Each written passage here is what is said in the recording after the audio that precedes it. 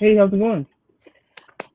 Just another day in the bright. Today is kind of sort of sunny in the neighborhood.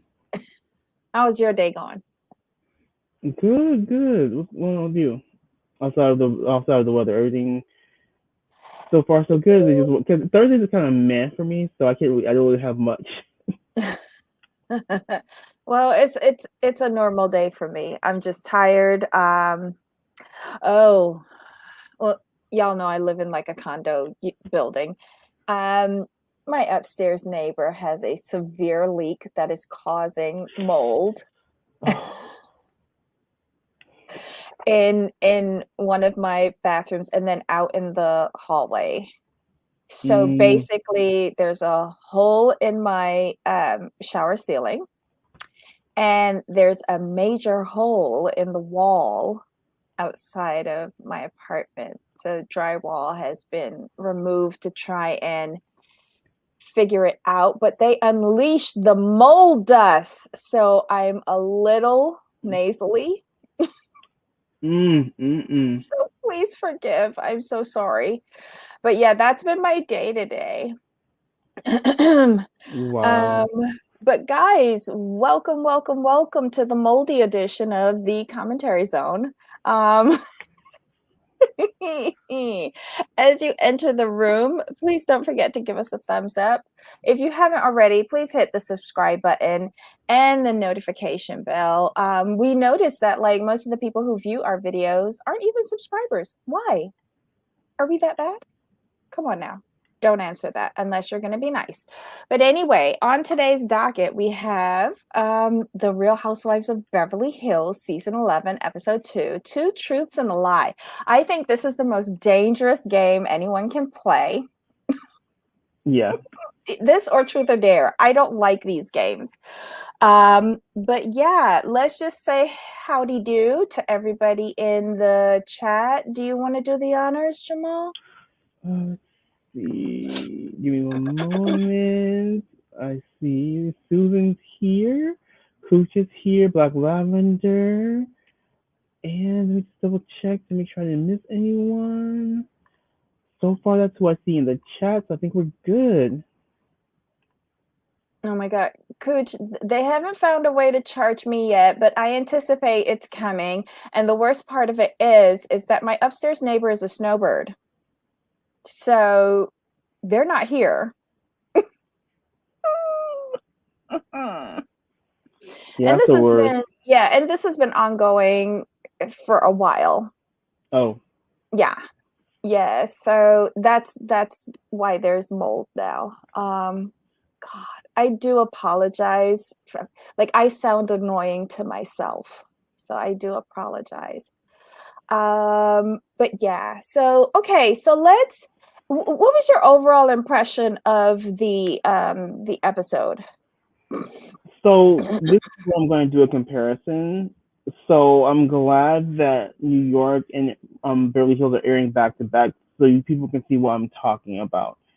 So with Beverly Hills, there's no struggle for content. Like it flows so well Mhm. because they have a full cast. You have the seven, was it seven wives? I think it is 7. It's seven wives, and then Kathy Hilton. I As mean, yeah. Mhm. she's kind of equal to two friends in a way. So yeah, She's Looney Tunes. she's a little bit out there. So to me, I feel that Beverly Hills is giving me more in 2 episodes than New York is giving me what, three or four, I think it's 4. four I think we're up to episodes. 4. Yeah. Yeah, Yeah, that's just how there I is feel. a lot going on. There's a lot of interaction with different people and a lot of like subplots that we have to keep up with. And they're not major. They're so much nicer than last season. There was just one major attack mode plot last season, which I think we all got a little tired of because they were picking on one person. Um, but with this, there are little mini subplots that are not in any way offensive or dangerous, Right, and we could all follow along happily. And but I I will say say this. that Go ahead. before we get to the the divorce and charges thing. That's just based on what we're seeing now. Right. And then we kind of knew this was going to happen. They set us up for the Erika okie doke, which is annoying. At least let me get through 3 to 5 episodes before you start just really coming through with the whole, like, I really can't talk about it. Let me tell you, I knew this was gonna happen. You see that 2 truths and a lie, and what was her thing? I know we jump into the end, and I'm very sorry, but I'm pissed about this, and I knew this was gonna happen. She said, right? I wore a wire in a federal case. Right. I worked with the mafia, and what was the third one? Oh, I was adopted. And she says that she was adopted. That's a truth. Right. Okay. This is a setup for her to say, I can't really speak on this. Right. And my whole thing is, I'm sorry, if this is actually true, why would you say why would you put the mafia in there? I'm sorry. That's just one I would leave out. I knew it. I knew it. I knew it. Or, okay, here's the thing though. Oh, Cooch thinks all 3 are true. But okay, go with me here. Just go on my train. Jump on my train. Do you think she's setting up Tom in a roundabout way to get her ass out of jail? Yes. Because look, think about it. Like, if the adopted is true, if either one is true, both of them implicate Tom in some way. Mm-hmm. And that's what kind of struck me. I'm like, oh, hold up. What if one of these is true? You really putting Tom out there on blast. If she comes back and says that the lie is the wire, and that she worked with the mafia when she was bumping her butt on a bar in Jersey, at Shakers. Yeah, I'm not gonna believe. Like, I don't believe anything she says now anyway, but I just knew it. Like, when she did that, I was just like, oh. But what's annoying, like I said before, give me 5 episodes just to, like, at least enjoy this before you start setting up the okie doke. I didn't expect it episode 2. You know, Miss Ablavi, is it bad I went on Airbnb to see the house? No, it's called Research Ablavi. It's okay because. But I'm gonna give Lisa Rinna kudos for finding an Airbnb Lux that she ain't got to pay for. But we know she ain't paid for that. Yeah. We know she ain't paid for that. She might have paid for the jet. I'm gonna give her the jet. No, I don't give her that either. She ain't paying for shit. Not after what she said. Oh, you know, Garcelle and I are in the same boat where we live based off of the next job, and it's been crazy. No. I don't know who Lisa Rinna is trying to front on, because you're not living off of the next job because you ain't had no next job. I'm sorry, Real Housewives of Beverly Hills is your job. So we're gonna quit playing that. Garcelle been working since 1992. Stop that. She always booked and busy. She works multiple jobs at the same time. So quit playing. And she has her production company. So you're not in the same boat. And ma'am, you are married, allegedly. You are married. So you have a whole husband, allegedly, and who don't really live with you, allegedly, and he be up in the little Vancouver mountains at somebody's house, allegedly. So yeah, I'm gonna need you to stop that. You cannot compare the two of you. And her kids are still school age. Yours are lightweight grown, messing with men who could be their daddies, allegedly. But anyway, we can go back now. Okay. Just saying. I love it. It's what's on the little screen though, so I can talk about it. Oh my God. So basically, Garcelle and Kyle have their conversation. What'd you think about that? Garcelle, which conversation? Garcelle and Kyle. And with those two, I mean, it was a very good conversation, and I'm just saying it now. Garcelle's bringing it so far because she's addressing all of the issues head on. She's not hiding. She's saying it straight out, and Mm-hmm. says it in a way to where the other person should be able to understand. Like Kyle said, "Well, I never thought about that." And Garcelle said, "You don't have to. That's why you don't think about it." And I'm like, that's what Mm-hmm. needs to be said. Mm-hmm. You Mm-hmm. know, do I think Kyle's racist? No. Look at her husband. Let's call a thing a thing. But when you live in a bubble of privilege, you're not gonna think about things that other races experience because it doesn't affect you directly. Right. If it affected you directly, then it's a whole other issue. Like for example, like had they gone out somewhere and Mauricio had not been served, but she was, she may not have experienced those things directly. You know, maybe they've experienced things, but not directly to them. It's probably been behind their back or something. Mm-hmm. Okay, so this, hey Yanni. Okay, so with regards to Kyle calling, Kyle could have really done that privately because it was financial. And regarding the charity, you don't want the charity to appear messy, but she didn't. And she admitted that because she said, had we been on better terms, I wouldn't have called you out on the reunion on it. With regards to Garcelle wanting to know where the bill is, Garcelle said in the reunion, she has a business manager who manages that. She ain't going to be running down nobody looking for a light bill, a gas bill, or a charity bill. She has a business manager to do that.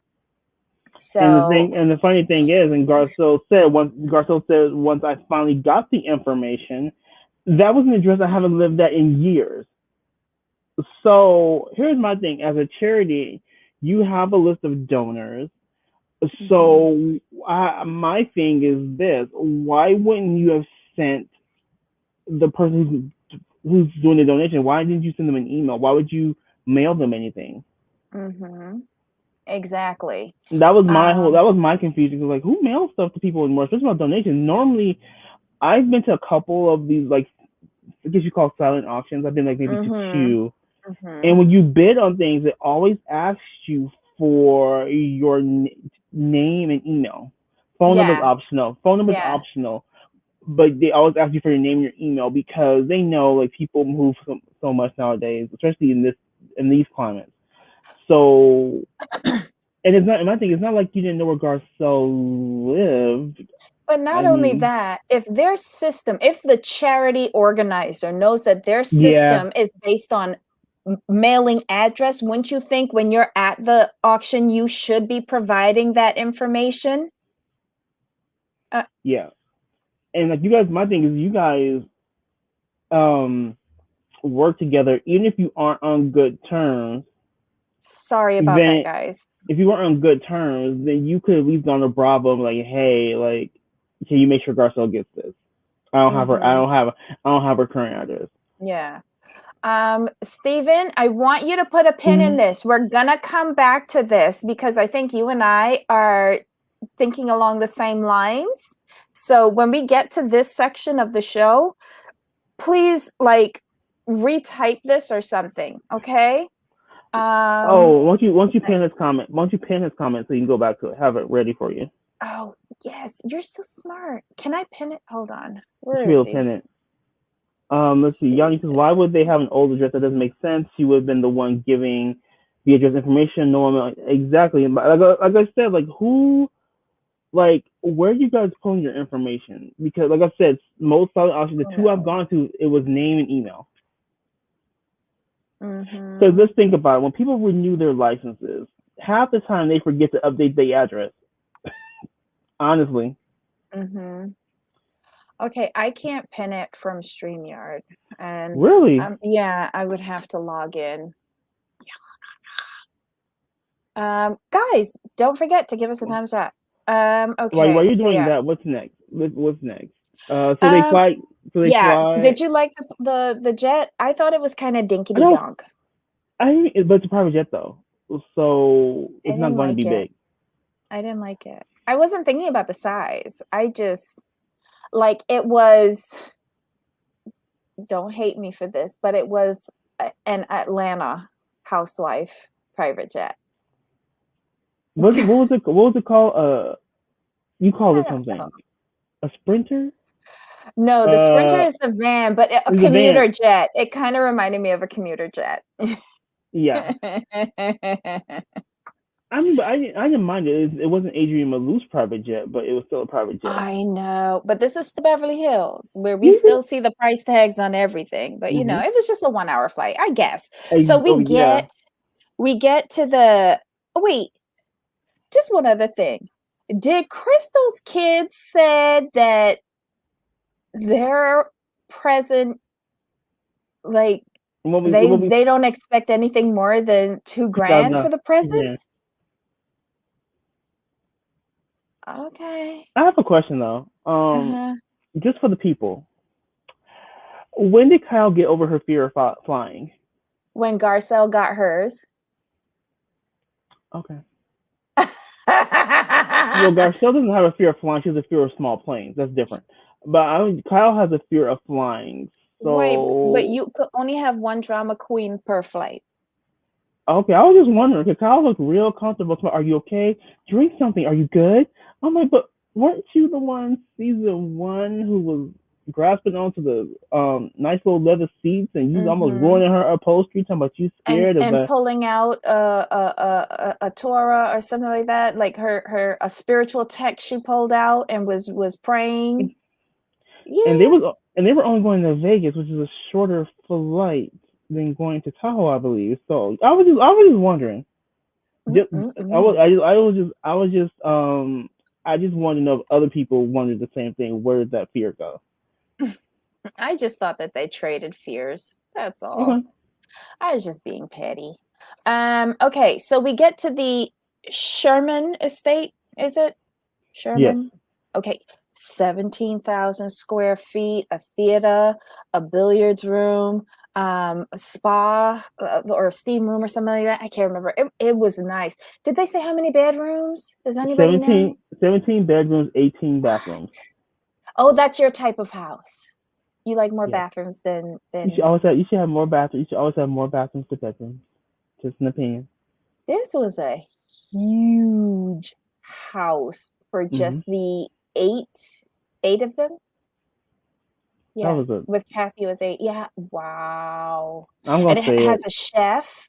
What I don't understand is if it comes with a chef, why you just don't let the chef? Why did Kyle have to go and cook and burn everything?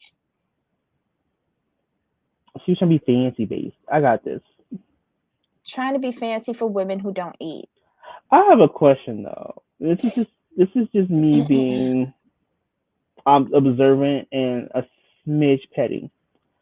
How are you going to say like, okay, I need 20 minutes for the salmon, but not set no timer? She did not set near a timer, and then she goes and talks to the ladies, and then she didn't burnt up the fish. I'm just saying. What do you expect from Kyle? But if you're supposed to be chefing, when you say you need 20 minutes for the fish, you set the timer right away. She was expecting the chef to be the timer. Oh. That's what she was expecting. And the chef walked away. She told the chef she did not need anything or any help. What the chef was like, oh, okay. She just confused me with that. I'm like, how you burn the fish? Isn't there a timer? And I just recall, oh yeah, she said she needed 20 minutes, so she knew she needed 20 minutes, but she didn't set the timer. Okay, I think I got it. You can I'm tell me. sorry, I'm with you. If I got a chef, I'm not doing nothing. For real, I might buy especially. groceries. But not only that, especially since we did like so much for ourselves last year. Like I'm tired of my cantina that I run 3 meals a day, 2 snacks, 7 days a week, 24 hours a day, 365 days a year. I'm tired of my cantina. If I get the opportunity, and when I say cantina, I mean my kitchen. When I get the opportunity, if ever, to have somebody cook for me, look, I look forward to going to McDonald's. Are you serious? And they got a whole ass chef, a professional. I don't know. Whatever. Yeah, he's like, remember LVP is known for hosting and cooking, and Maybe then more directing. Steven's like, true, Kyle wishing she was LVP. I mean, Kyle's always wished she was LVP. I mean, let's go back to the fact that the show was supposed to be centered around Kyle. Kyle was the nucleus, but Andy said that once he saw the show LVP's tape, he had to have her on the show. So Kyle was kind of set up to be iconic. She had the season one. Her tagline was fantastic. It's still her best tagline to date, and she just has always been over. She's been overshadowed first by LVP, now Lisa Rinna. I'm just saying, like Kyle, if you're gonna be the queen that no one can take down, Boo Boo can. I'm going to need you to step your game up. You need to be flawless at every level. Now that Rinna's come through with the Bravo paid Airbnb Lux, I mean, like, what are you going to do to top that? And no, you're not going to take me to San Diego to be on somebody's rented yacht. I'm not doing that with you. If I wanted rented yachts, I would watch Below Deck. Okay, rant over. Oof. You, is there a burr under your saddle? Like, what is going on? Because this season, love it. Because what it is with this season, it's annoying. I mean, it's a good season. I'm enjoying everybody, but what it is that you cannot mess me with the Erika Okie Doke in episode 2. And I think we're well versed in Beverly Hills enough. We know the players so well that you kind of have to call things out where they are. Hi, Priya. This just comes with years of watching these shows, and we know the tricks and the smoke and the mirrors now. Like, we know Rinna ain't paid for this. We know Rinna ain't paid for this. Come on now. Of course. And Kyle's tagline, the taglines annoyed me as well. Kyle's tagline annoyed me the most. You're not the queen. You've never been queen. I think that's really where it comes from. Is like I like taglines to reflect the person. Her tagline didn't reflect her, so she has me kind of annoyed just out the gate of the season. Okay, it's only good because all the other ones are really bad. Had other housewife shows been good, Beverly Hills would have sucked. That's Yanni's opinion. I mean, when you compare them, they're good, but in reality, if we're being completely fair, all the other casts are undercast. So when you do that, it's terrible because we can call it now. When you put New York side by side with Beverly Hills, New York is really bad.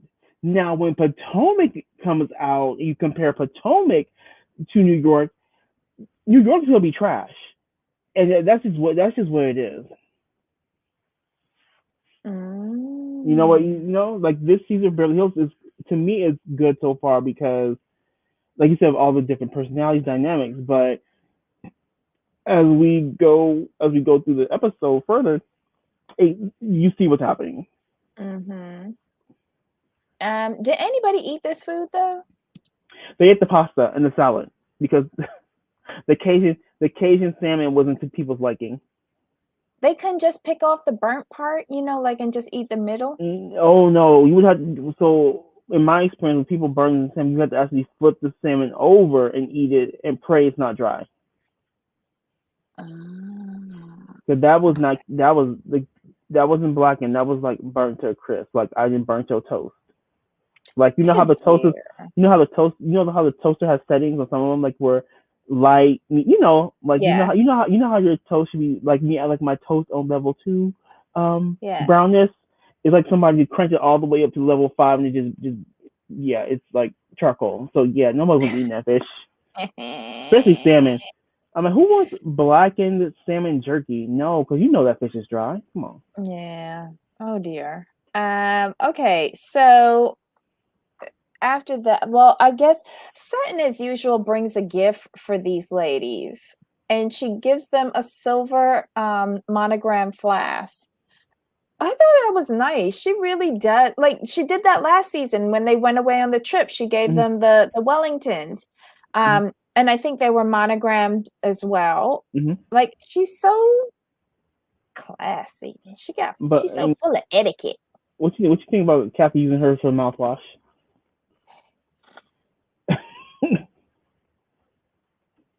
I just like, girl, couldn't you And just keep it in a and drawer? Crystal killed me. She's like, "Oh, I've never used a flask." I'm like, "Oh, you use the paper bags? Okay, I got you. I see you. I see you." I She from the know. she from the paper bag crew. I got you.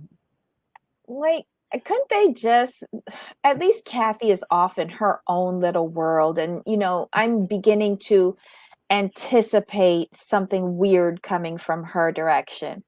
But Crystal, Cr I'm trying to give her the benefit of the doubt, and I'm trying to reserve judgment because it is only the 2nd episode in, but she lost me by the time we got to the end of the episode.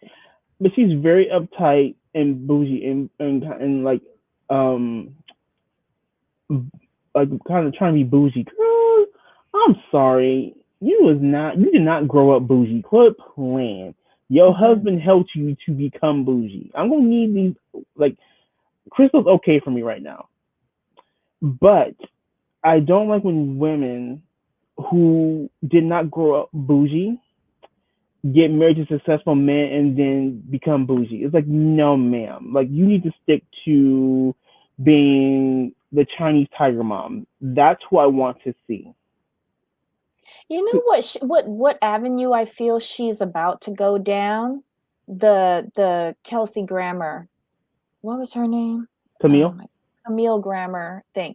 Remember how like she rubbed me the wrong way when she first came on? And then like, yeah, no, I never really liked her. Even after she got that big, rude awakening when her husband left her and said that I only let you go on the show to give you something as a parting gift.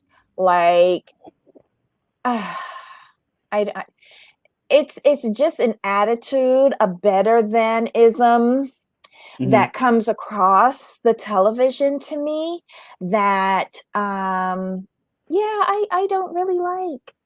See, me, I don't mind those. I don't mind the attitude if it's something you've earned. Okay. You marrying a man, um, almost twice your age, if not twice your age, and having two Mhm. kids. Yeah, no. Be Yeah. bougie because of your own accolades, not because you married well. And I'm not mad at you for marrying well, Crystal. I support that. I support marrying well, but your attitude should still stay the same. Because Crystal, like seeing her home life, I was interested in her home life. I was very interested in like her schedule and how she literally runs her household. Like, she got her right hand. She got Lucy though. Lucy holds it down, but she does the bulk of the work since her husband is very busy. He's a whole director. Mhm. So Mhm. I enjoyed that part of her. Now later, I was like, I, And I think again, she. editing. Remember, I was so disappointed in Sutton if she had said that I don't see color thing. And I Mm, was like, what? I was heartbroken thinking that. And then to see the scene, I was kind of, ooh, really? that's what it is, Chris. Thanks, Steven. It's when you put on air. That's exactly what it is. Mm-hmm. Yeah, but I'm even after that scene with Sutton, I'm really trying, y'all. I'm trying to turn over a new leaf and I'm trying to give her the benefit of the doubt because we are only 2 episodes in. I think what it is, and I get it. I think what it is with you in that situation is because Crystal's reaction did not fit the conversation. At least for me, because Sutton was wrong for trying to shut Crystal down when she was giving her opinion as a non-white person. Mhm. Mhm. Because these are the conversations that we need to have, and we when we have these conversations, it's generally coming from the African American perspective. I was very interested to hear what Crystal had to say, being of Asian descent, and how like what she went through, like when Tiffany um was talking about on Dallas. I like hearing that perspective. I wanted to hear Crystal's perspective. So when Sutton shut her down, like, no, we're not doing, like, that was wrong. Mhm. Period. Mhm. Point blank. Period. So I get that, but to keep that conversation going and trying to pick at Sutton, um, I felt Crystal was trying to paint her in a certain bubble or a certain Mhm. way. I didn't particularly like that because you're trying to push a narrative on this woman you really don't know. Here's my thing, right? With that scene, after seeing the scene with Garcelle and Kyle, there was no aggression. There was like, she asked the questions that needed to be asked. Would you have done this to a white woman? You know, Mm-hmm. she just to clear her conscience. But then Garcelle explained what her experience is in Mm-hmm. Hollywood as a black female. And when Kyle said, I didn't know, and she goes, why would you? You never have to think about these things, but every day I have to. So it was kind of like an explanation, yet again, and teaching them something that they never have to even consider in Right. their day-to-day life. And it wasn't mean, it wasn't raised voices, it wasn't anything. Yes, Sutton was wrong for cutting her off, but I thought that Crystal, instead of accusing her of being one of those people who don't see color, she could have said, well, the way how you just cut me off and tried to shut me down when I was giving my perspective is something that I go through as a non-white person on a daily basis. And I have to learn how to navigate and respond to being shut up all the time in a nice, polite manner. So you have just truly illustrated what myself as a non-white person has to go through every day, constantly explaining things to people like you who try to shut me down and silence me when I'm trying to give my perspective.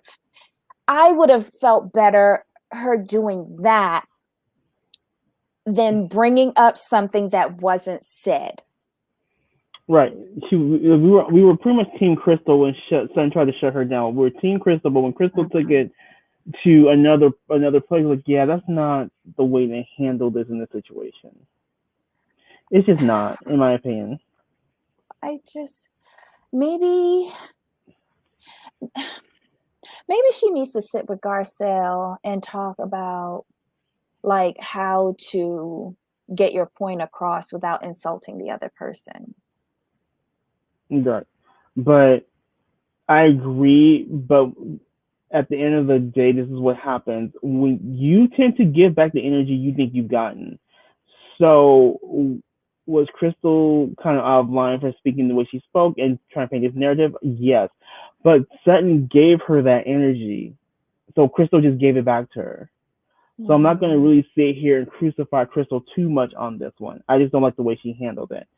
But No, I'm not crucifying her. Like I agree with you. I don't like the way how she handled. I just think she could have taken a she could, different path. I agree. But then I just think back, because I was judging her very harshly for that. I didn't like it. I still don't. But I'm taking a step back because I know the way I react to things, good or bad, because whatever energy you give me, I'm going to give it back to you. And I'm probably going to give it to you about 3 to 5 times worse than you gave it to me. So I really had to like step back before we came on air. I'm like, okay, like I'm judging Crystal very harshly because of the way she handled things. Okay, but had Sutton not given her that energy, Crystal wouldn't have returned that energy. So I'm not going to sit here and just really be mad at this lady. I choose to say, hey, could you have handled it a different way? Yes, of course. But Sutton gave it to her. You just gave it to her right back. So Mhm. for me, I'm going to say that it's kind of a wash at this point, in my opinion. And we can see why these two continue to bump heads throughout the season. Mhm. Mhm. I don't know. I just like this what Marcy's saying here. People are a little raw right now. We need to tread carefully on all levels. And just because somebody comes at you with a heightened level of aggression doesn't necessarily mean that you have to come back because with that same level or even higher, because like you don't know what that other person is capable of. And Crystal I don't think she knows. Does she know Sutton? Like, I know she doesn't know No, Dorit.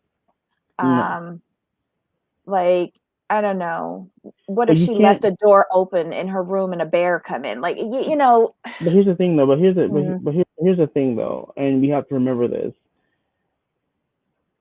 It is not up to the person receiving the energy to.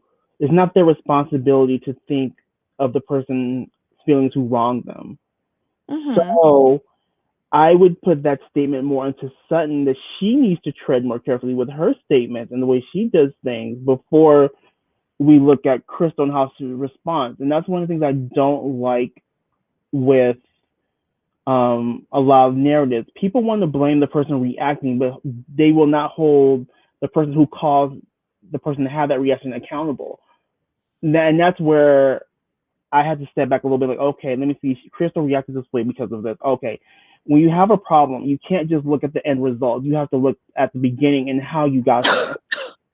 No, and I agree with you, Jamal. I'm not disagreeing, but sometimes I don't want to get down in the mud with the pigs. Right, but this is reality TV, though, so I had to keep that in mind as well. True. But yeah, I think nowadays I'd just rather ignore or try to teach before I get down in the mud with the pigs. Like, there's different levels for me. Yeah, no, I agree. Because with me, if I Yeah. don't really know you or care about you, I'm just gonna dismiss you and keep it moving.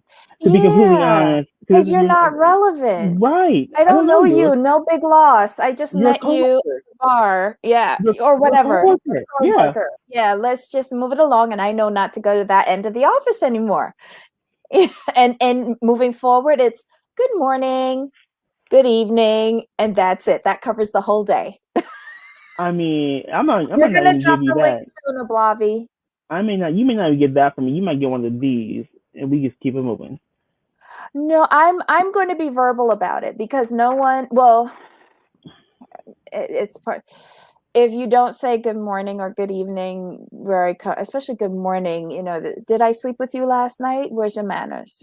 Kind of thing. Okay, that's fair. So it's always courteous to say good morning, and when you're leaving, good evening, and be done with it.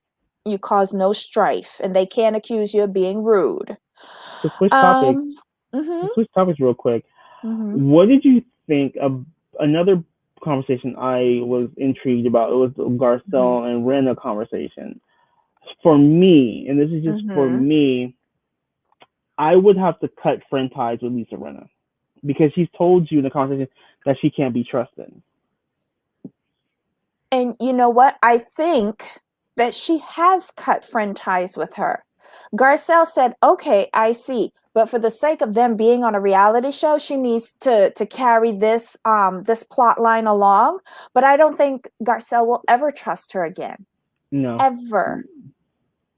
And she knows that. I feel like she knows that Lisa's lying to her. Mm-hmm. And I think that she is just at the point where she's like, okay, Lisa is treating this like a script, and so will I. Right. We're two actresses. We know how to do this. I still need to collect a check. So she will be giving Persian politeness moving forward. Yeah, because she knows what it is now. Mm-hmm, mm-hmm. So, and I think what it is, like when she said, "I've never seen a side of you," it's like, okay. I think Garcelle just realizes now that Rinna is in a place where she's going to do anything to keep her check. Yeah. So she Yeah. knows, like, okay, I need to step away from you. Yeah. And I think Rinna is lying with regards to her friendship with Lisa, with Denise, saying Of that she course she was is. friends with Garcelle longer. Like, no, and that she Well, only saw her once in a while. No, she's lying. She's lying. Rinna said, Montana, good point. Rinna said who she is. I believe her. Mm-hmm. Now, Rinna, Garcelle, and Denise have all been friends around the same amount of time. But Denise was close to Rinna, but Denise was close with Garcelle. Mm-hmm. So Rinna was closer to Denise, but Denise was closer to Garcelle. Mm-hmm. That's the dynamic of the Mm-hmm. three friendships. Mm-hmm. So Lisa is trying to downplay her friendship with Denise because, excuse me, because she knows how bad she looks. Yeah. And that's really all it is. It's just a whole cleanup job at this point. Mm-hmm. Mm-hmm. And I think Yanni has a point here. Lisa thought that she would have Brandy to back her up this season. Now Rinna is alone and she's just covering her check. Yeah, and I think what happened with Rinna is like Rinna's used to being the villain. That's okay. But the cast really like Garcelle a lot. Mm-hmm. So now she understands, like, damn, everyone likes Garcelle. Even Kyle's made up with her as well. So like, I can't afford to be on Garcelle's bad side. She sees how Garcelle interacts with the group. Everyone likes Garcelle. Mm-hmm. So you, as Lisa Rinna, you can't be the only one not liking Garcelle at this point. It's not going to go well for you, especially when the public at hand already doesn't like you because you're rude, you deflect, you don't look people into your real life. You can't afford to be against a fan favorite. It just is not going to go well. So she's doing PR right now. Mm-hmm. She's doing PR right now. Yeah. I need to sweep this under the rug with Garcelle. I need her to forgive me on camera, so I can get out the hot seat and go back to doing the mess I normally do. What'd you think about Crystal admitting that she worked in an escort service, like the phones for an escort service? I at could see 18. That. She's like, I got college tuition to pay. I got things to do. I ain't mad. It made me wonder how she met her husband, though. Did she say how she met him at 20? I mean, she's probably a student, and maybe he's like a student aide or guest professor or something. I went in a total different direction. I thought he was calling the escort service. I was like, oh, so that's how you met your husband. Okay, cool. Let's see. Okay, Minkoff met Crystal Kong at a party in his office in 2003, and they attended the Finding Nemo premiere as their first date. Minkoff proposed to her on Valentine's Day 2006, and they married on September 29, 2007. They have a son named Max and a daughter named Zoe. But I want to know how Crystal got invited to his party as a 20-year-old. I mean, I'm not putting nothing out there like that. I'm not trying to be petty or messy, but maybe she won tickets at the escort service for having like the #1 like agent ratio or something. But do you see what I'm saying though? Like, how would a 20-year-old wind up at a famous director's office party? What did she study in college? You and the Blobby talk, and I'll look it up. Hi, Mr. Blobby. I had to stop work for this one. Did you watch? Wait, first, did you watch the entire episode? What? Oh my God, I'm bracing myself. Okay, listen, go ahead, fire. I do not like Crystal. I find her to be annoying. If Garcelle and these wigs don't make up next week, I don't know what I'm going to do. I was looking at the hair. I stopped and I could see where the wig started and where her hair began. This is one of the most atrocious wigs. And then if she does not take off that tuxedo with the top bun, it's driving me crazy as a look. Is it like, I've never watched Harry Potter. I've never read any of the books, but it kind of gives me one of the wizard vibes. Yeah, that's very aggressive. She's giving you Professor McGonagall tease. That's what Blobby wants to say. Yes. No idea who that is. Let's go through the list of people. Let's just start off. Rinna. Rinna is just so desperate at this point because she got Denise out, and then now it's backfiring because she can't be the bone collector this season. I'm sorry. I know people like Kathy, but if I was Kyle, I would have to slap my sister real quick. Is it just me, or is she intentionally being really disrespectful to Kyle? I think so. The whole thing with the fan and not knowing how to plug it in. Like, girl, you could get a fan sound on your phone. You don't need to bring a whole box fan with you. But when she goes Boogie, I just think like certain nicknames do not need to be said in public, and that was one of them. What was it, Boogie or Yeah. Doogie? Doogie, something like Doogie. Okay, so Doogie, like I thought she was saying Dookie. Yeah, like, that's what I piece thought. of shit. Yeah. Not like Doogie Howser. I couldn't figure out what Kathy was doing, but it kind of became entertaining for me. Oh, I thought it was annoying. She studied biology and history. Okay. Okay, we're going to go to her because we're going to get into her for a little bit because she did several things this episode I didn't like. Dorit.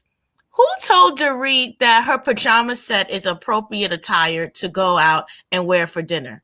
I don't care if they are at the house. I did not like the pajama suit and the scarf. You know how I feel about bonnets and head attire when you're not sleeping. I did not like that. She did that last season as well. I know, when it was ghetto party at last Erika's house, she had on a Louis Vuitton pajama thing. Maybe she thinks it's cute. Why is she wearing headscarves? Like these headscarves, like I just don't like them. I know I'm being particular. I don't like them because it reminds me of a bonnet. And I just heave at the thought of a bonnet. Like when you go to sleep, it's needed. If you're going to get a scarf, wrap it right. But and then another thing with Dorit, it's time for her to get new extensions.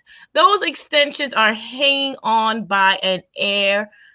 It's just so dry. Now let's get into and why aren't we discussing her felon activities? Why did her felon activities all of a sudden go to the doormat? Because I haven't really seen Dorit this season.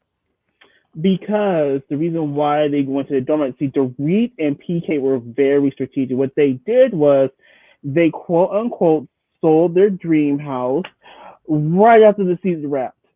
So it gave them enough time for it to get in the headlines and ease to the side, especially when the whole Erika and Tom Girardi situation. She's like, okay, we cool. Go ahead, Erika, you got this. That's what it was. Because you remember, as soon as the reunion wrapped, I want to say it was maybe a month after we heard about them selling their dream home. Just ridiculous. Now let's go to the next one. The felon Erika. I don't know how she's going to get out of this criminal case because she is just selling her. I mean, I'm looking at this. I said, sis, didn't your lawyers tell you to behave better than this? And you know what else I want to know? But Bobby, you have to remember. I'm sorry, but you have to remember the filming timeline. Erika, filming started around October 4th. She filed November 3rd.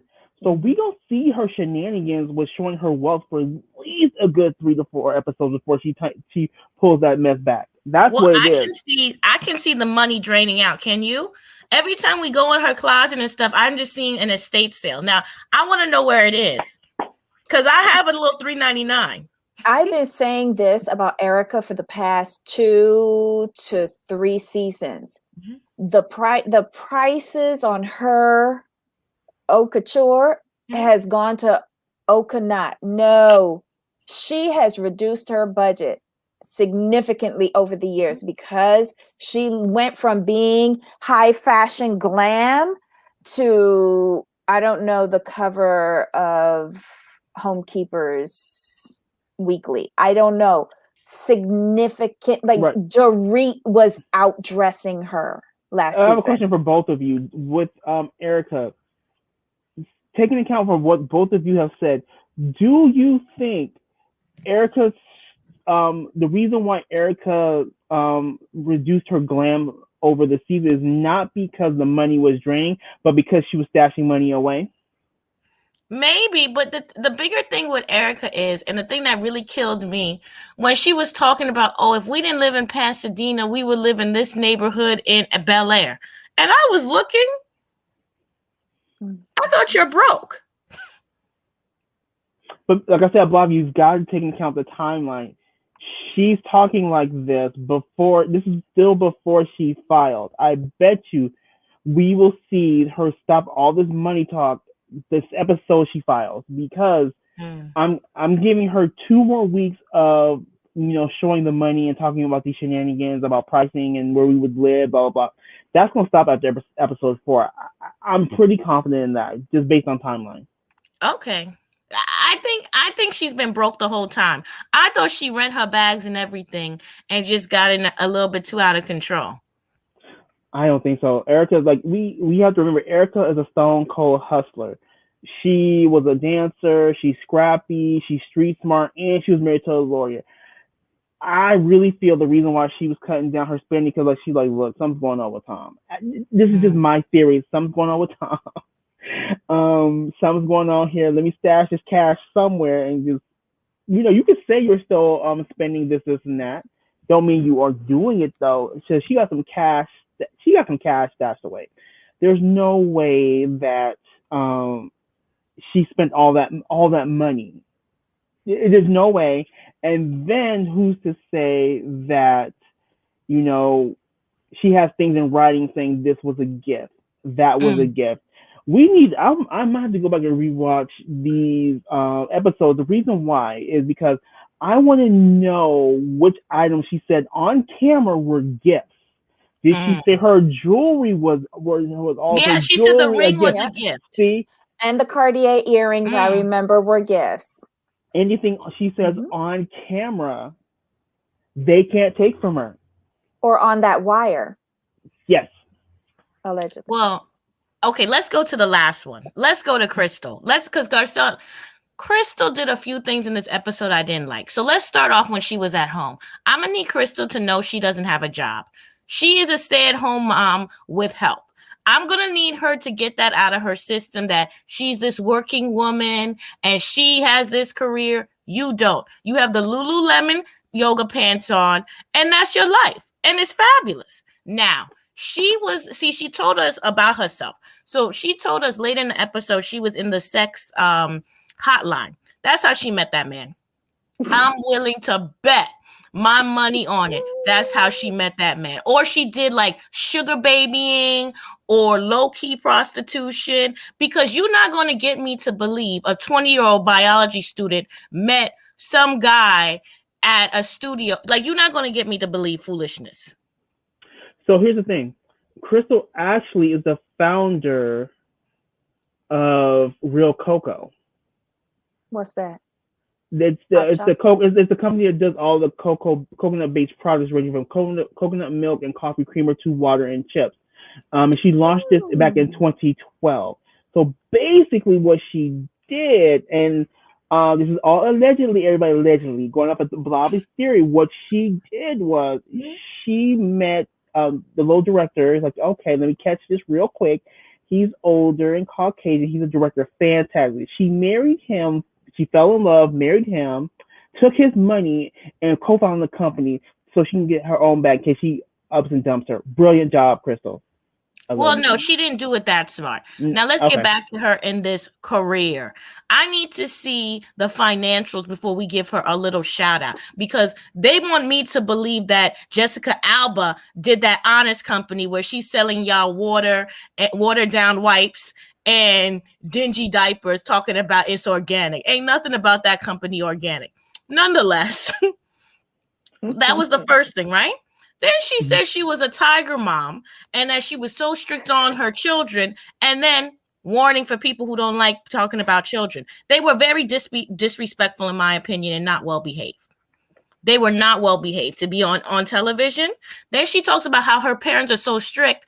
And let's look at what their children do. One's a pop star that we have never heard about. I don't know why we keep finding these pop stars that nobody ever heard about. The Manny. That's the brother. That's the pop star. But no, I'm telling you what her parents did. She said this is a strict parenting. Yeah. We got a pop star nobody's heard about. And then we got a woman who married for money. And then with her, what gets me really crazy about her, she's from the Valley. Why does she act like she's so high class and mighty? That's what I said earlier. Yeah, I think that's what. Yeah, that's what Jamal was saying. Like, she didn't have any accomplishments of her own to be that snooty tooty. She's doing it based on the husband's stuff. I mean, now let's get into the house. The maid. You know, correct me if I'm wrong, but did you see an Arnold Schwarzenegger type of thing going on with the maid and the wife? It seemed like the housekeeper was the wife and she was the maid. Am I the only one that saw that? Oh, like like she's the wife running the house, and like Crystal, he's like, okay, Lucy said, Lucy says do this, I just do it. Yeah, I got like you. did you see something? Because I remember in California, the maid can look like anything after Arnold Schwarzenegger, and that's no shade. But didn't you see something that was like, Yeah, you can tell she runs the house. Okay. Now let's get into her, and this is a pet peeve of mine. I don't like people walking outside with no shoes. I know it's petty. I know it's not it, but there's too many diseases for you to just be walking on the driveway with no shoes on. She did that. Go back and look. Okay. But I'm going to say this. Go ahead. Thing. Okay, go ahead. Last thing was the Sudden thing. Sudden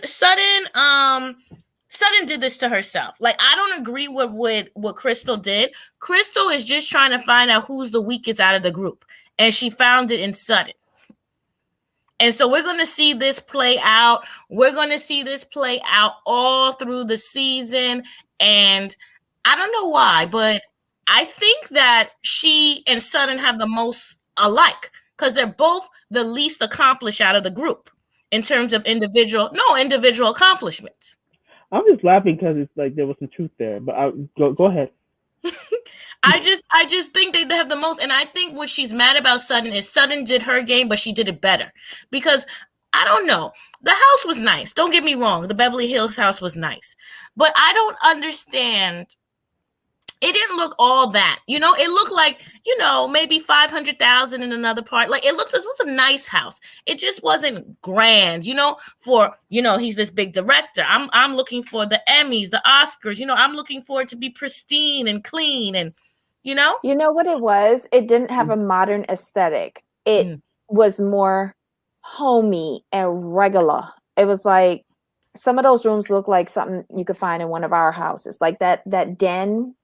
That's a little too homey for me. Agreed, but I'm sorry. I liked his studio. His studio setup was fantastic. I'm not mad at it. I like. Well, that's where the money is at, because that's what makes him his money. But he didn't the house is not a primary concern for him.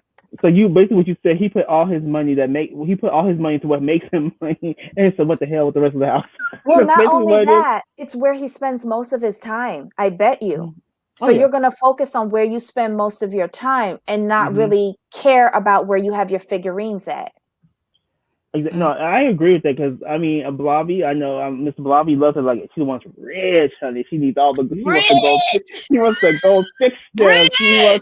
She wants a diamond. I wonder if she's even gold digging right, because Crystal, I think she doesn't realize that she's talking double talk when she talks. Like, you can't say, like, she makes it seem like she has a business, right? But she doesn't. She makes it seem like she's this career woman, but she isn't. Like, and I'm not having anything wrong with that. I think it's tremendous to be a stay-at-home mom.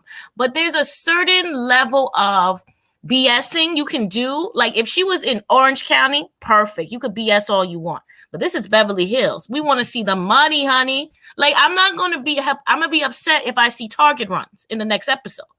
I'm going to be like, what am I watching right now? I don't know. Like, I think the value of that property is in the land itself, because it's a good plot, probably a prime location. Exactly. If that house were, suppose we got our resident flippers, Dorit and Pino, to come in there with their fake company to buy that property and zhuzh it up and then flip it. We'd be like, damn, with a McLaren out in the front. We'd be like, whoa, that look good. We wouldn't realize that that's the same property. But right now, I just think that home looks well lived in, and it's not aspirational. Like, I agree with you. We want this show to be the rich, but it's just comfortable for him. Don't forget, she married an old man. I'm sorry. He probably likes that. And that's the thing, though. Like, they've probably been in the house a long time, so it's their home. So we're not going to get, like, the high-rise condo. We're not going to get $1 million listing. That's what I was thinking of. We're not going to get $1 million listing homes with this home. But I agree with Debbie. I would be fine if she was just with some property developer or somebody who was rich and not really known. But when you sit here and say, my husband created The Lion King, my husband created Stuart Little, my husband did this, my husband did that, then when I look at your house, I need to see what your husband did. You don't go to Disney Park and it look like that. Well, here's the thing. Here's my whole thing with Crystal. For me, she was talking a little too much about how rich. Because my whole thing is this: when you put out there how rich you are, and we know he's rich, okay, no doubt in my mind. But when that house does not match the level of rich, what that does to me is like, where is your money invested? Well, maybe she has a second house. I'm going to wait and see if there's a second house. But, remember, she also has to, keep up. I bet you she'll do, if she comes next season, she'll upgrade. Because one thing about this show, I don't know if you've seen the parallels. I see a lot of parallels between her and what's the one that was with Kelsey Grammer? Camille. And I wonder how well their marriage is, because I just see a lot of facade in my face. And that's how Camille was when she first came on. Let me do this. So I want to talk to Yanni's question. Do directors make men top actors? I'm not sure. So Yanni, it depends on the contract that's signed. Mm-hmm. So for example, if he signed a good contract saying that he's director, that he gets royalties, and he's part owner of the Lion King itself, meaning he would get money off all the merchandise, the licensing, all that stuff. Now, back then, if he got that kind of deal, then yes, he's making quite a bit of money. This isn't rich. They say he's worth $16 million, so that means most of their net worth is in that house. So he didn't have a royalties deal. That's too bad. Who was the Lion King with? Disney? Disney. You know Disney don't pay. Disney don't pay. They do the 360. Don't pay. We found that out the hard way. We found that out the hard way. Oh, Ablavi. You know what? He gotta be my like. Feelings. Ablavi, you just hurt my feelings because Ablavi Google then made me Google behind to see if I can do a little quick digging before we get off the air. Why did you say as of 2021, Rob Minkoff's net worth is estimated around $10 million? You see, Ablavi, you and your research. But I kept wondering simply because she was acting like she was with what's the one that's always does all the movies? Oh, help me out. It's oh my gosh, I know he's Jewish. What is his name? J.J. Abrams. Abrams, okay. Yeah, she was acting like Abrams because remember he did Star Wars, or she was acting like he was a big time, because I know Lion King, a lot of people got screwed out of that movie when they did the first one. Because a lot of people didn't go with the royalties. Yeah, I do remember that. That's what I was saying. Depending on the deal he signed, if he signed as a part owner of the actual movie itself and then got royalties, then he would be real cool. But it sounds like he didn't do, like you said, like he didn't do the royalty deal. Well, too, it depends on if he's really a director or if he's part of the Disney team. Because that depends. Hey. Yeah. But what's his track record? What's his last movie? How much did that do at the box office? Because it's all about what was your last thing that you did, not what you last did 30 years ago. He done spent that money 3 times over for Lion King. Don't say Lion King no more. Tell me what was the last thing that he directed. Let me see. Hold on. And if it was a box office dud, he's not going to get a good contract. Mr. Peabody and Sherman? Who? Peabody and Sherman? Well, I don't go to movies. He did Blazing. No, he said this last one was Blazing Samurai. But that was 7 years. 2021. They come out with a new one. It looks like. Let me just double check. What is this Blazing Samurai? I don't know these people. I have never seen this movie. How much did it make? Oh, the budget was 56. Oh, it's coming out this year. Yeah, that's the last thing he did. Mm-hmm. But no, look, this is what he went through. He did Lion King in 94. That was his first film. So he didn't get a good deal on that. He did the M&M's movie. He did Stuart Little 2. Then she came in when she did The Haunted Mansion. So she wasn't even with him at the height of his fame. Mm-hmm. He did The Forbidden Kingdom, Fly Paper, Mr. Peabody and Sherman, Blazing Samurai, and then his next one is The Chinese Odyssey, The Wolf Totem, and The Silk Worms. So apparently through her, I guess he's doing a lot more of the Asian. Oh, but did you notice that for Wolf Totem and Silkworm, he is not director, he's only a producer, so he's taking a higher risk. Yeah. Yeah. But these things are, the Mr. Peabody is like the last hit he had. Let's see how much it made in the box office. Okay, so this was a dud. It was 145 million budget, and it made 275.7 million. 130 million profit. Yeah, it was a dud because normally they want 4 to 5 times that. Mm-hmm.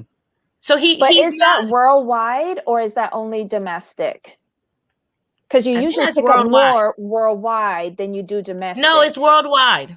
Oh. That's why I kind of scrunched my nose when she said the number, like 130 worldwide. Ooh. They said it was a dud, and the studio lost 57 million because of to advertise the movie. The last hit he probably had was Stuart Little 2. Mm-hmm. Let's go to Stuart Little 2. Oh, he did the one with the mouse. Okay. Yeah, that was him. Yeah, and this is not good either. Little 2, he was director and executive producer of that. This was an L2. He did 120, and then he 120 budget, 170 box office. That's a dud again. That means you lost money because I remember Stuart Little came out because they advertised that movie like nobody's business. But Stuart Little did 133 and made 300. So I guess he just peaked with his first movie and didn't really, because Lion King made over $1 billion. Right. And if he had done it smartly, he would have made money for years because he would have made money from the play on Broadway. They have like 45 around the world. He would have made money with the new one with Beyonce. So I guess that's why she tells us this.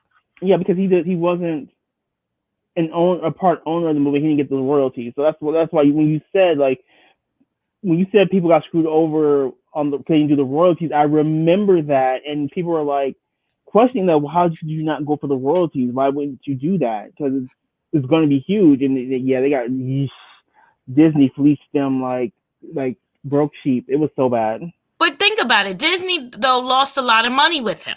The 2 Stuart Littles were like, I wouldn't go around telling people that my husband did anything but Lion King. I would just say, oh, he just did that one movie. Like, I wouldn't do it that way. I wouldn't do it that way. What I would say is, like, my husband was the executive producer, director on Lion King. He's been with Disney over 30 years. I would have left it there. But I think he's going on the Asian side of Disney because Disney is very popular in China, and you can make a lot of money in that market. And since she speaks Chinese, because remember, they have a house in China. I did look. They have a house in Beijing. And you know me, I was digging. Because I'm going to be honest with you. I don't consider somebody rich unless they have a house in LA and New York. Because that's big money. That's big upkeep. Like, if you have a place in LA and New York, okay. Like, when people say, I agree with you on this one too, because when people say, oh, I have a home in Vegas, I'm like, okay, but where else? Like, when you say you're rich, because let's say your mansion that you bought in Vegas might get you a 3-bedroom house in West Hollywood. Let's be honest. No, it will get you a studio apartment. A studio apartment with a view. That was the view, though. With the view. So I get what you're saying when you have to look by location. People have I have a penthouse in New York, and I have a nice home in like Pasadena, and I have a home in like Northwest Miami or something like that. You're like, okay, Northwest Miami. Go down to an island. Don't none of these people want to be in Northwest Miami. Oh my God. Okay. But look at how embarrassed she's gonna be now because we had to go through all that stuff, and they're gonna dig her past. They're gonna dig it. I'm going to look up the pop star brother because when I don't understand why all of a sudden everybody's a pop star. You've noticed that? Oh Lord. But okay, I looked him up too, and it says Jeffrey Cohn. It says he's a film actor, and it says that he was in a movie that Was it Power Rangers? Like with Bling Empire? Yo, when she said that, I said not the 90s. How is that man so young though? In Bling Empire. The Forbidden Kingdom. But that's what her husband did. Didn't her husband do the Forbidden Kingdom? I was gonna let y'all put that together. I was gonna give you the title. So your husband, why isn't he giving you roles? Because you're an actress too. Well, she's playing the main role upstairs. At least Adam Sandler gives his wife a little cameos, but why isn't her husband giving hers? She got over here actress, and I don't see nothing on the IMDb. I don't even see a commercial. She acted like she liked her husband. There you go. Okay. So it looks like she was in. Hold on. Let's see. Crystal. I'm being nosy. Oh, Crystal Minkoff is an actress and assistant director known for The Forbidden Kingdom, Fly Paper. Oh my God. Next thing you know, her parents going to be listed as extras on this movie. So hold on, but her role consists of, in The Forbidden Kingdom, she was a slave girl, okay? Oh. And then in Fly Paper, she was news reporter number 1. Woo, well, hey, get it how you get it, girl. Right. Listen, maybe next time we can get you a full role. Maybe you could be on Marvel next time. Maybe you having assistant too. Wait a minute. Now that you said that, remember when Garcelle first met her over at the non-barbecue at Dorit's? And she said, my husband was trying to get you that role. Because wasn't Garcelle ex-husband an agent? Yeah. Yeah, what's his agent? You know who I want to come on this show because I'm real petty. You remember the Bezos breakup, right? Yeah. Okay, you remember the ex-husband that she cheated to Lauren Sanchez, right? Right. Mm-hmm. I want them to get his new wife and have him on that show. Oh, because we know he's not going to end up with Lauren Sanchez because he lives in the Beverly Hills. He was worth $250 million. So ching ching. Right. He just married this girl Pia Miller. She got left by her ex-husband for a Playboy playmate. So, honey, that's ghetto fabulous right now. And everybody has a net worth over $50 million. So, ching, ching. And then Lauren can come back when Bezos dumps her and tells us about all the she did on the yacht. Not when Bezos dumps her, though. When Bezos dumps her, right? And when he finds his not hot and you young thing. And when he marries his model. When he dumps her, she can come on saying, oh, because, Jessica is a trip. Or they could even do a spinoff. How I Lost Bezos. Oh, my Lord. How I Lost Bezos. Oh, my goodness. Don't you think they would be good for the new season? It would be interesting. It'd be interesting. But they probably have a bunch of non-disclosure agreements, though. And she's Hispanic. She's Argentinian, and she has an Australian accent. Listen, we got to figure this out because we need to have this show be spicy. Because you put her, Garcelle, you could even bring Kimora as a sideline and teaching them spelling. She doesn't have the funds right now. I want somehow, Bravo, if you can do this, fantastic. I want Nicolette Sheridan on the show to antagonize Lisa Rinna, but then I want Terry Hatcher as a friend of somebody to antagonize Nicolette. That's what I want to see on my screen. You gave up on Nicole Murphy? Nicole Murphy could be a friend, but if we're talking like main meat, I want people to antagonize each other. Nicole Murphy's just going to try and steal somebody's husband. Yeah, we want that. She would be good for Crystal's husband because he likes the girls of the night, allegedly. I'm just saying, that would be an all-star cast. We could dump Kathy because she's not giving me nothing. Bring on Nicolette to see Rinna. I want her and Rinna to go at it, but then we need Terry Hatcher on the line to antagonize Nicolette because they don't like each other. Well, Nicolette can still get booked, so I don't know if we'll get Nicolette, but Terry Hatcher we can because she done fumbled the bag. Yeah, that was sad. But yeah, I mean, but think about this Bezo things. This is real money. That's why I say these people. The people you saying is broke. They're gonna be struggling for that Bravo check and giving us those ugly Kafgans and those ugly things that they wear and that bohemian ugly jewelry they get from Target. I need rich. But I think Terry did quite well. Like she's probably still living off that Lois and Clark money. So I think she cool. We know Nicolette got the money. She cool too. But we just need that. Hatcher is sitting at home in her bum and busted bathroom dyeing her own hair. I do not want to see Terry Hatcher. So Terry. But if we have this, because because they should have an agent on this show. They should have people on this show that are in the business, that are big time. That makes sense. That makes a lot of sense. You know what I also want to see, because I'm petty? I want to see a storyline of a husband cheating on their wife with a man and coming out. I want to see that. We know what you want to see, Bobby. And I want it to happen to Rinna. That's what I want to happen with the Rinna storyline. But Bobby, like if you go to Reddit and all that, like I go to Reddit, everyone's saying that. They're like, we waiting for the year that this finally happens. And everyone wants to see it. Just so Rinna goes crying. Well, I'm going to let you go. I'm going to go to Tarjay for Child Hour again. But this was a good one.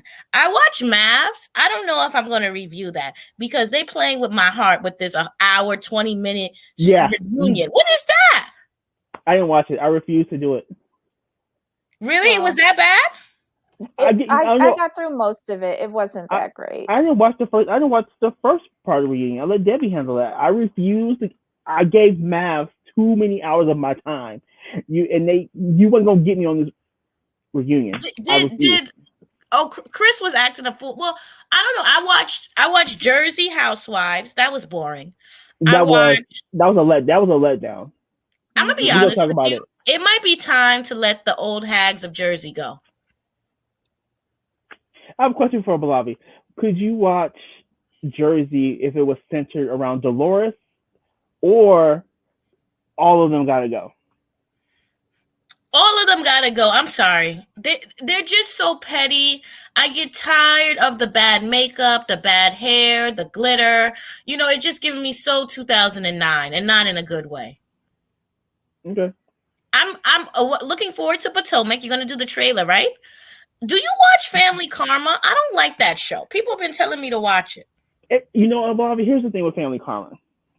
I like it because it's a different culture. Mm-hmm. So I enjoy that part. I think you would enjoy it because the kids, like the main cast, they're messy and they mamas is messy. So I'm not hating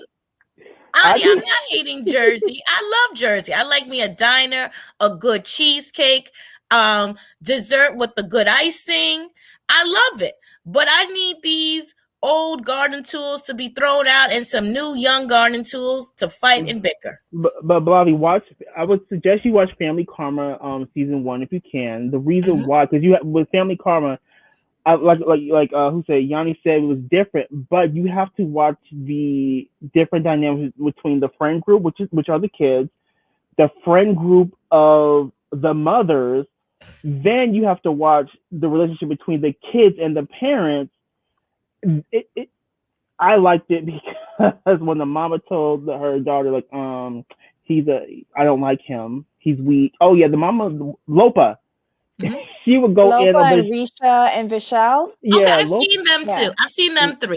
And Lopa would go in. Well, I'm waiting for Vishal to admit that he's gay.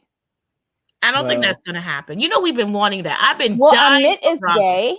He could go and get with Amit. Yeah, but look at Amit. He's sitting there. I just saw the 8th episode the other day, and he was telling his boyfriend, "No, you got to call me your friend." I was just like, "Oh my God, ethnic people and the friend." That's such an ethnic people thing. No, that's not their lover. That's their friend. Be 60 years old with a roommate. Come on. I want them to admit they hooked up at one point. I don't care if it was drunk. I don't care if it was an accident that you thought you were somebody else. I want to know. And I'm going to need what's the baby girl's name who wants to be a designer? Anisha. Anisha. I'm gonna need her to stop complaining and get a new man. That's I'm what. gonna need her to get a sperm donor and just have that baby so her parents can shut up. Well, she's harvesting her eggs this season. So, I think that they're too late. They might be a bit dusty at this point. She should have did that a couple years ago. And I don't know what fool told her to stay with one man for 12 years. How her Indian parents did not marry her off was really beyond me. But yeah, she wasted so much time. And then Brian and a little baby girl, what's her name? Monica. Monica. Why don't they talk about her gay dad? Oh, did he come out? No, not yet. I was like, y'all don't really sit here and do this. I'm like, is this what we're doing? Like, you feel shamed and not part of the community. Why, sir? Like, why did you get divorced? Well,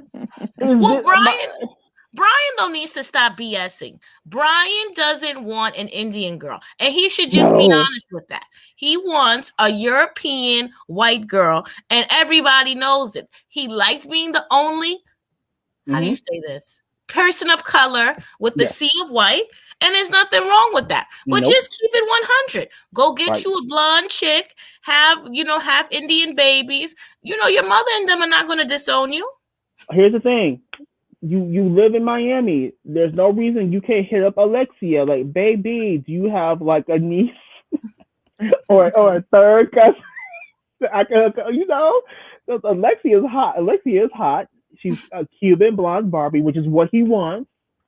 I mean, I'm just putting it out there for the people. He wants somebody childbearing ages, but he doesn't want an Indian chick. That's why I said niece. A niece, yeah.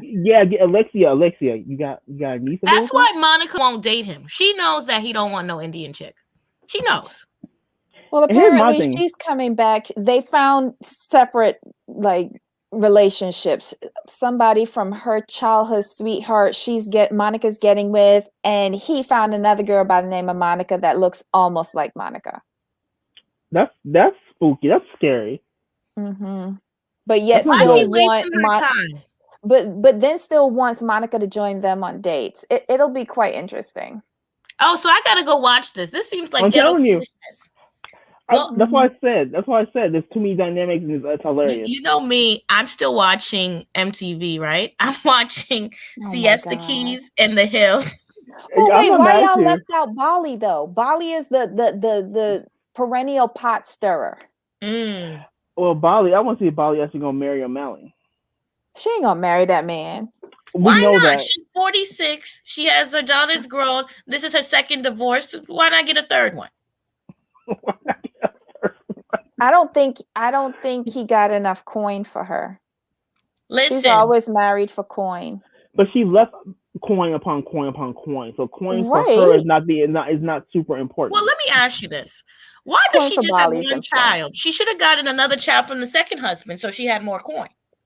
Oh, Bali, here's my opinion, and I love me some Bali. I think Bali is the type of woman who wanted to be a mother, but she didn't like what it did to her body.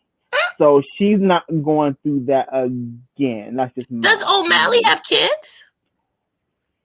I don't think so. Oh, that's going to be a nightmare. Good luck. Mm-mm. And then what does her ex look like? Because that child looks nothing, but he was Indian, right? Her ex? Yes. Severely coined. Because that girl looks nothing like her. Severely coined. I'm like, but I left because I was miserable. So I'm like, oh, but yeah. She hated living in India. She said that, yeah. You know what's interesting? They're really old to not be married, and I don't mean that disrespectfully, but I don't have any Indian friends that are over 30 that are not married. Their parents say that too. That it's not what they did. No. And they've been trying to match them unsuccessfully. But I can see why Vishal is not married. I was surprised that he actually was with Risha, but I couldn't figure out why she was with him. I'm gonna leave that alone. Listen, he's in the closet, allegedly. I'm gonna leave that alone. Listen, his man got another man. He's upset, so he got to take it. But how come y'all talk about Michelle, but y'all not talking about Richa? We gonna Yanni said it, so I'm just gonna put it on the screen. She it. might be a lesbian. Mm-hmm. I'm just saying. But she was giving me, because you know me, I was looking at when she was in New York, and I was staring closely at the pictures. I was looking. Because she was acting like she worked for Vogue, and she didn't. What did she work for? Glamour? Wasn't she in school when she was on the show, though? Wasn't she in school? I thought she was finishing her master's. Yeah. I thought she was studying. I can't remember if she said she had was making the clothing line. The That's Anisha. Oh, I thought you were talking about Risha. Who's Risha? Risha is Vishal's supposed fiance. Oh, she was sleeping with the other man that she has. Listen, we have a show in 4 minutes. All right, I'll see y'all later. Bye. Okay, so Ablavi, check out Ablavi on her YouTube channel, Ablavi M. I think she has a show this evening. Yes, she does. I saw the live. I think 7:30. Yeah, 7 or 7:30 Eastern. Adjust to your time zone. Guys, this has been really entertaining. We're doing our Bravo Week in Review in a few minutes at the bottom of the hour. So if you have time, please tune in with us. We are going to be covering Married to Medicine, Below Deck Sailing Yacht, and part 2 of Real Housewives of New Jersey reunion. Okay, it'll be a quickie, in and out. That's what Vishal said. Stop it. All right, everybody. See you in a little bit. All right, bye. Bye.